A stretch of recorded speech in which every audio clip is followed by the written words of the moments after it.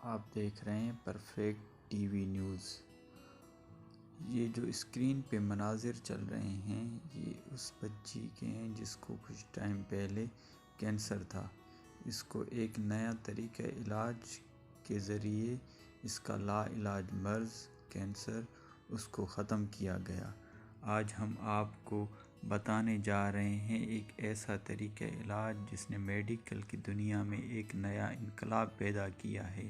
ایک 13 سال کی لڑکی کے لا علاج کینسر کو اس کے جسم سے ایک نئی انقلابی دوا کے پہلے استعمال سے ہی ختم کر دیا گیا۔ ایلیسا کے لوکیمیا مرض یعنی بلڈ کینسر کے دیگر تمام علاج ناکام ہو چکے تھے، لہٰذا برطانیہ کی گریٹ اورمونڈ اسٹریٹ ہسپتال کے ڈاکٹروں نے بائیولوجیکل انجینئرنگ کا استعمال کرتے ہوئے بیس ایڈیٹنگ کی نئی دوا تیار کی اور ایلیسا کو ایک نئی زندگی ملی۔ 6 ماہ گزرنے کے بعد بھی ایلیسا میں سرطان کی نشاندہی نہیں ہوئی، تاہم ایلیسا کو اب بھی زیر نگرانی رکھا گیا ہے تاکہ یہ جانچ کی جا سکے کہ کہیں کینسر دوبارہ نہ ہو جائے۔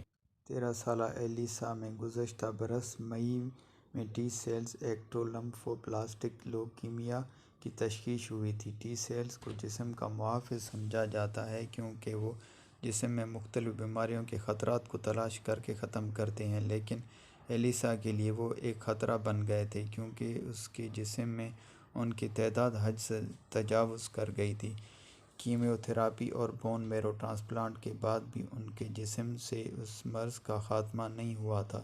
تجرباتی دوا کے بغیر صرف ایک ہی صورت باقی تھی کہ ایلیسا کی باقی زندگی کو مرض کے ساتھ ہر ممکن حد تک آرام دہ بنایا جا سکے۔ ایلیسا کا کہنا تھا کہ بالآخر میں مر جاتی، مگر اس کے بعد جو کچھ ہوا وہ صرف چند سال پہلے ناقابل تصور تھا اور یہ جینیات میں ناقابل یقین ترقی کی وجہ سے ممکن ہوا۔ گریٹ اورمونڈ اسٹریٹ ہسپتال کے ڈاکٹروں کی ٹیم نے بیس ایڈیٹنگ نامی ٹیکنالوجی کا استعمال کیا جو صرف 6 سال پہلے ایجاد ہوئی تھی۔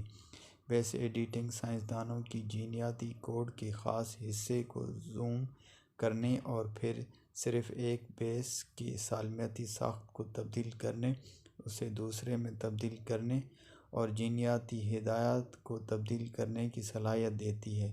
ڈاکٹروں اور سائنسدانوں کی بڑی ٹیم نے اس طریقے کا استعمال ایک نئی قسم کے ٹی سیلز کو انجینئر کرنے کے لیے کیا جو ایلیسا کے کینسر والے ٹی سیلز کا شکار کرنے اور اسے مارنے کی صلاحیت رکھتا تھا۔ انہوں نے اس طریقہ علاج کے لیے صحت مند ٹی سیلز کے ساتھ شروعات کی جو عطیہ کیے گئے تھے اور ان میں ترمیم کی۔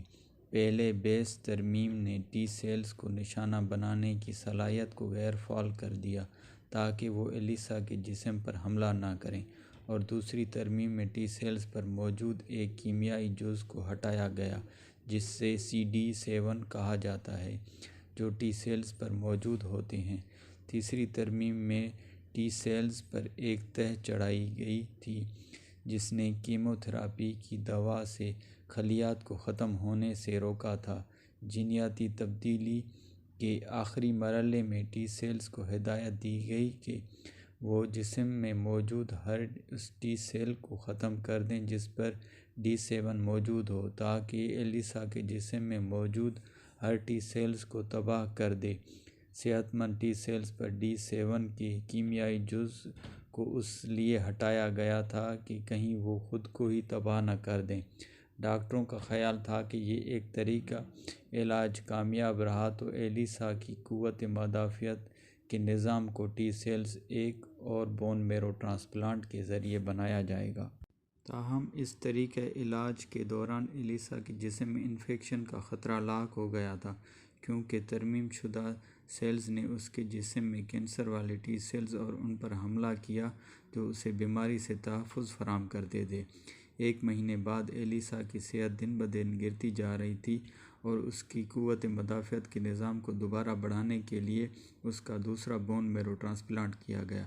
ایلیسا نے 16 ہفتے اسپتال میں گزارے۔ دیکھیں سائنس نے کتنی ترقی کر لی ہے کہ وہ مدافعتی نظام کو کینسر سے لڑنے کے لیے ہدایت دے سکتے ہیں۔ یہ طریقہ علاج ابھی صرف بنیادی ہے اور بیس ایڈیٹنگ سے اس کے مقابلے میں بہت کچھ زیادہ کیا جا سکتا ہے۔